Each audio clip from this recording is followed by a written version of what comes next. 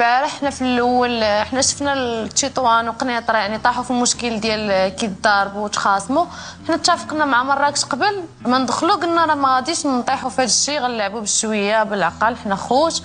الميطه الاولى دازت مزيانه، الميطه الثانيه تقلب كل شيء ما فهمت والو. يعني اسماعيل ما قصدش اصلا ملي كيطيح هو غير كيغاردي على البوطو ديالو، ويعني الام ديالو تقلقات كيحسب ليها زعما كيضربوا بصح، هو راه ما قصدش يعني ما كيشوفش. واسماعيل راه طلب السماحه يعني راه كان ما كيشوفش، هي مجرد لعبه وصافي. انا ملي دخلت خفت عليهم بجوج، وي خفت على ولدي وخفت على اسماعيل.